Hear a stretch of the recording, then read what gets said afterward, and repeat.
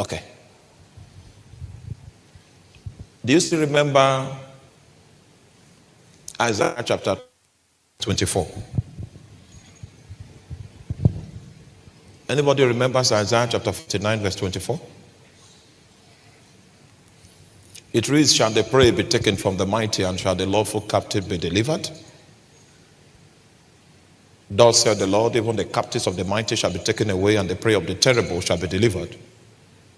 For I will contend with him that contended with thee, and I will save your children. Now stay with me. You are not with me. So there is a question there. Shall the prey be taken from the mighty? If you underline mighty, the idea you might get from the use of the word mighty might be someone that has strength. So he knows that you are going to conclude on the meaning of that question in a wrong way. So he asks the question again. That's why I say, or let me render the question again. Shall the lawful captive be delivered? So the reason why that guy was called mighty was not because of strength. He's called mighty because the captivity he brings his captors into are legal in nature. That's Satanism. In order for Satan to have the right to intervene, oh my God.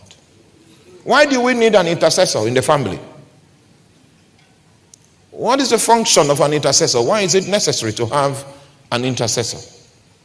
What an intercessor does is to legitimize the activities of God in that space.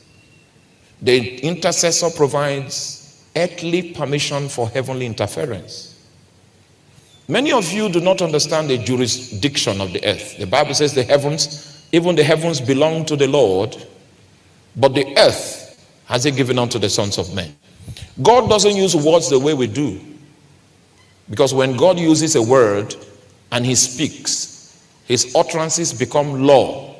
So that decree that God made, that the earth is the son, belong to the sons of men, is now a law.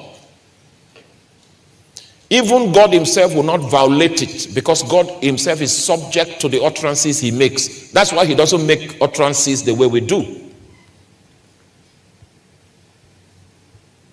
The earth. You know, we went somewhere and then some spirits, I was troubled, so I knew that we were under attack. So I stayed awake, and then by 1 a.m. I saw demons with.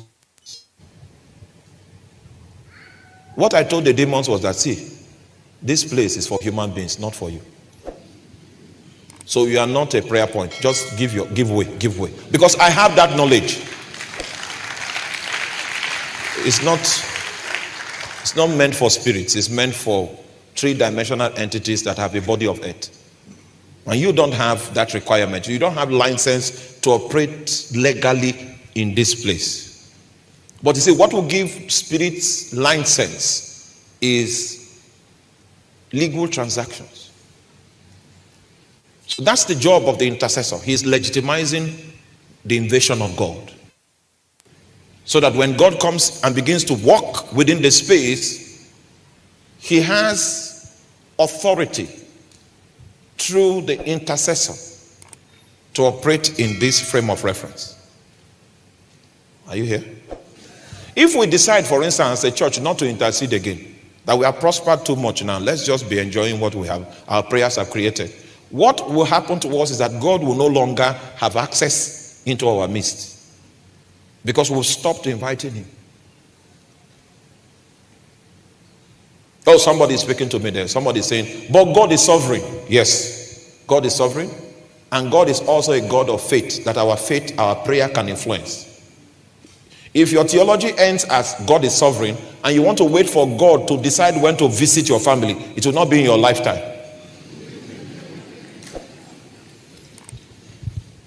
I'd like us to put these things in perspective. Jesus was going to wake Jairus' daughter from the dead. Are you there? So it was a long procession. Then this woman with the issue of blood, her healing was not captured in the virtue bank of that day. The virtue that was available was for Jairus' daughter. And they were migrating to that place. And this woman now came and touched the hem of his garment. And virtue, even without Jesus' permission. It was after virtue flowed that there was a withdrawal from the virtue bank. Jesus knew that something had left him. So you see, people had prayed. They had beckoned of Jesus. He was going somewhere. Then somebody came and interrupted the virtue bank through faith. That's how our God is. He can be interrupted by intercessors.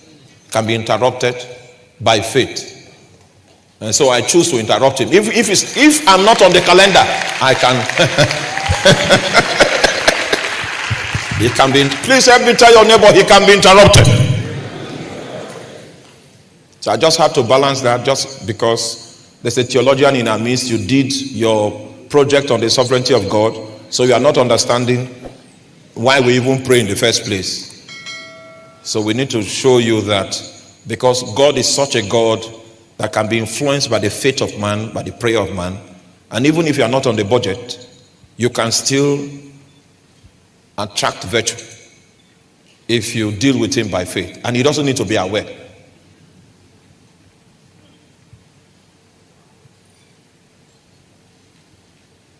Is that clear? All right, so you have a part to play to bring Satan into the family. You have a part to play to bring